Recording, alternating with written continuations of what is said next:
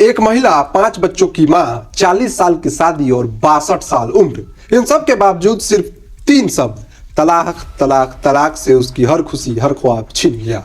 जी हाँ, हम बात कर रहे हैं देश के सबसे चर्चित केस शाहबानो की।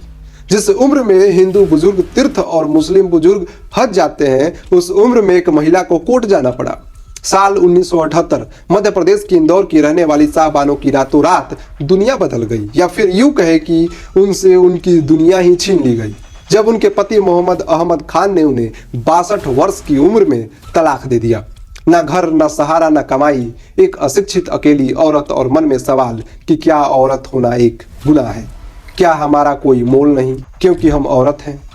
बस फिर क्या था? इन सवालों का जवाब ढूंढते ढूंढते शाहबानो ने कोर्ट का दरवाजा खटखटाया और सेक्शन 125 सीआरपीसी के तहत गुजारा भत्ता मांगा, जिसके बाद इंदौर मजिस्ट्रेट कोर्ट ने शाहबानो के मामले में अगस्त 1989 में फैसला सुनाया, जिसमें 25 रुपया प्रति माह गुजारा भत्ता देने का आदेश दिया।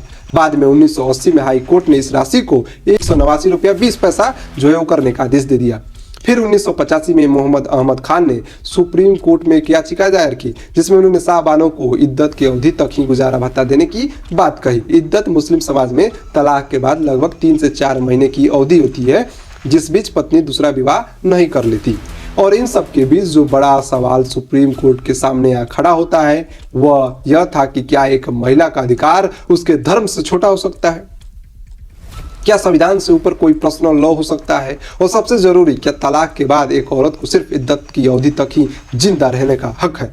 सुप्रीम कोर्ट ने इस मामले को सिर्फ धार्मिक नहीं बल्कि संवैधानिक नजरिए से देखा और शाहबानो के पक्ष में फैसला सुनाते हुए कहा कि धारा 125 सीआरपीसी एक सेकुलर कानून है जो हर नागरिक पर लागू होता है, चाहे वह किसी भी धर्म का हो। और अगर एक महिला अपना भरण पोषण नहीं कर सकती तो उसका पति उससे गुजारा भत्ता देने के लिए बाध्य है।